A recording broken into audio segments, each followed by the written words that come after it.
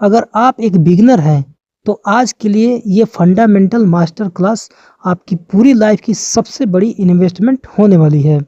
Video को एक second के लिए भी स्किप मत करिएगा, क्योंकि आधा ज्ञान हमेशा खतरनाक होता है। तो बिना टाइम वेस्ट किए आइए वीडियो को शुरू करते हैं। सबसे पहले हम ग्रो ऐप को ओपन कर लेंगे। ओपन करने के बाद आपके सामने इस तरह का इंटरफेस देखने को मिल जाएगा। मैं एग्जाम्पल के लिए HDFC सर्च कर रहा हूँ, आप अपने हिसाब से कर लीजिएगा। चलिए मैं HDFC पे क्लिक करूँगा तो आपके सामने इस तरह का इंटरफेस देखने को मिलेगा। आप किसी भी स्टॉक को सर्च करेंगे तो आपको हल्का सा नीचे की तरफ स्क्रॉल करना है।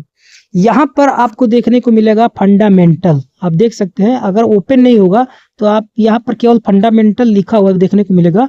इसके सामने जो ये ड्रॉप डाउन एरो है, अगर आप इस पे क्लिक करेंगे तो आपके सामने इस तरह का फंडामेंटल का सेक्शन देखने को मिल जाएगा। चलिए अब एक एक पॉइंट के बारे में बात करते हैं डिटेल में। सबसे पहले नंबर पर है मार्केट कैपिटलाइजेशन, जिसका डाटा आप देख सकते हो 14.26 लाख करोड़। देखिए ये डाटा ये बताता है कि पूरी कंपनी की मार्केट वैल्यू कितनी है। अगर आप आज इस कंपनी का शेयर खरीदना चाहते हैं तो आपको 14.26 लाख करोड़ रुपया देना होगा। चलिए अब इसे एग्जाम्पल के थ्रू समझते हैं। आप इसको इस तरह से समझ सकते हैं कि एक शहर है और उसकी सबसे बड़ी मंडी मार्केट है और मार्केट कैप उस मंडी की कीमत है। देखिए फ्रेंड्स, इतनी बड़ी कंपनी को लार्ज कैप कहते हैं। ये एक हाथी जैसा है जो धीरे धीरे चलता है, पर इसके रास्ते से हटाना नामुमकिन के बराबर है। ये सेफ्टी का साइन है। दूसरे नंबर पर है प्राइस टू अर्निंग रेशियो। इसका डाटा है 18.43। ये बताता है कि कंपनी से 1 रुपया कमाने के लिए आप कितना रुपया इन्वेस्ट कर रहे हो। अब इसे एग्जाम्पल के थ्रू समझते हैं। आप एक दुकान खरीद रहे हो जो साल का 1 रुपया प्रॉफिट देती है, मतलब कि PE 18 का मतलब है आप उस 1 रुपया को पाने के लिए आज 18 रुपये दे रहे हो। अगर PE बहुत ज्यादा है, जैसे कि 80 या 100, तो मतलब स्टॉक्स बहुत महंगा है। 18 का PE एक मेच्योर और बड़ी कंपनी के लिए बैलेंस माना जाता है। अब आता है थर्ड नंबर पे PB ratio, price to book value ratio, जिसका डाटा है 2.55। ये बताता है कि कंपनी की असली बुक वैल्यू, मतलब कि प्रॉपर्टी के मुकाबले शेयर कितना गुना महंगा है। अब इसे एग्जाम्पल के थ्रू समझते हैं। सोचिए एक गुल्लक है जिसके अंदर 100 रुपीज है, लेकिन उस गुल्लक को खरीदने के लिए आप 255 रुपीज दे रहे हो। इसका लॉजिक ये है कि आप एक्स्ट्रा 155 रुपीज इसलिए दे रहे हो क्योंकि आपको लगता है कि ये गुल्लक आगे चलकर और पैसा जनरेट करेगी। बैंकिंग में 2 से लेकर 3 का PB रेशियो एक हेल्दी साइन माना जाता है, इसलिए HDFC बैंक हेल्दी है। चौथे नंबर पर है इंडस्ट्री PE, जिसका डाटा है 13.76। फ्रेंड्स ये क्या बताता है? ये पूरा बैंकिंग सेक्टर का एवरेज PE है। जैसे कि आप जानते हैं कि बैंकिंग सेक्टर्स में कौन कौन से बैंक आते हैं, उन सभी का एवरेज निकाल कर जो PE निकला है वही होता है इंडस्ट्री PE। अब चलिए इसे एग्जाम्पल के थ्रू समझते हैं। पूरी मंडी में दूध 13 रुपये लीटर मिल रहा है, मतलब कि क्या है, वो इंडस्ट्री PE है। लेकिन एक ब्रांड वही दूध 18 रुपया में बेच रहा है, जो कि स्टॉक्स का PE है। तो इससे आपको क्या सीखने को मिल रहा है कि अगर आपका स्टॉक इंडस्ट्री से महंगा है तो चेक कीजिए कि क्या उसमें एक्स्ट्रा क्वालिटी है। HDFC जैसे बड़े बैंक्स हमेशा थोड़े प्रीमियम यानी कि महंगे रेट पर ही मिलते हैं। तो अगर स्टॉक का PE रेशियो, अगर इंडस्ट्री PE रेशियो तो थोड़ा सा अधिक है और अगर उसमें क्वालिटी है तो ये बेस्ट स्टॉक्स माना जाता है।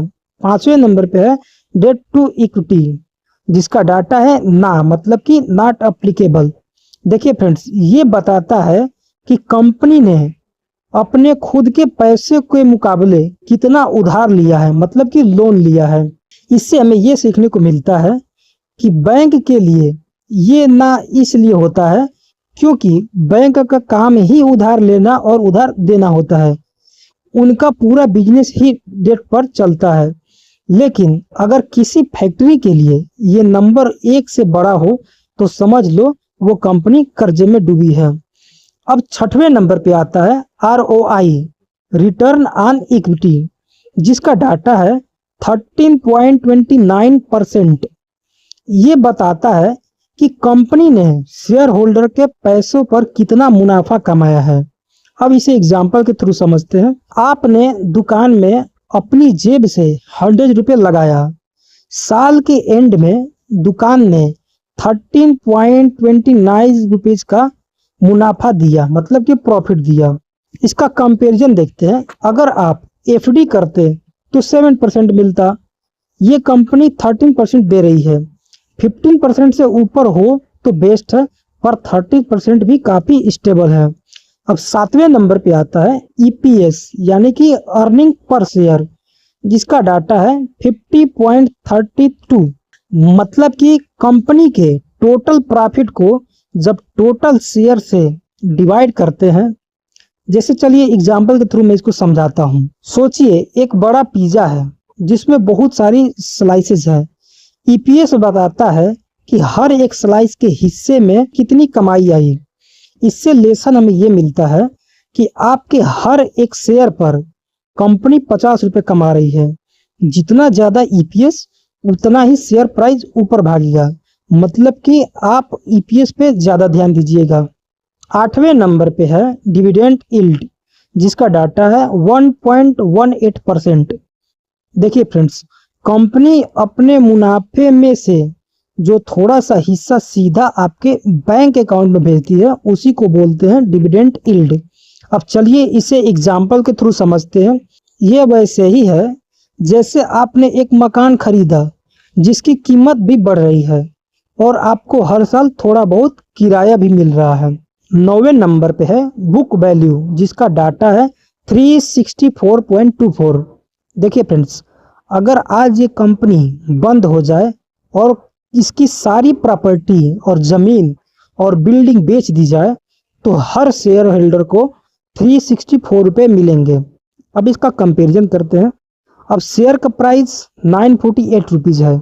लोग 948 रुपीज़ इसलिए दे रहे हैं क्योंकि उन्हें लगता है कि कंपनी फ्यूचर में बहुत बड़ी बनेगी, इसलिए जो इसका एक्चुअल प्राइस है उससे लोग ज़्यादा इसमें पैसा दे रहे हैं। 10वें नंबर पे फेस वैल्यू, जिसका डाटा है 1। ये शेयर का ओरिजिनल प्राइस होता है जब कंपनी रजिस्टर हुई थी। इससे हमें ये सीखने को मिलता है कि इसका इन्वेस्टमेंट से डायरेक्ट मतलब नहीं है। ये सिर्फ स्टॉक स्प्लिट, मतलब कि एक शेयर के 2 शेयर होना के वक्त काम आता है। तो दोस्तों, अब आपने इस स्क्रीन के जरिए एक एक पॉइंट की गहराई को समझ लिया है। कंक्लूजन ये है कि सिर्फ एक नंबर को देखकर कभी भी इन्वेस्ट मत करना। जब मार्केट कैप बड़ा हो, ROI स्टेबल हो, तभी वो स्टॉक लॉन्ग टर्म के लिए सही होता है। अगली बार ग्रो पर इन्वेस्ट करने से पहले ये सारे 10 पॉइंट जरूर चेक करिएगा। और वीडियो पसंद आए तो वीडियो को लाइक, शेयर और चैनल को सब्सक्राइब जरूर करिएगा। तो मिलते हैं नेक्स्ट वीडियो में किसी और टॉपिक के साथ। तब तक के लिए आप सभी का धन्यवाद।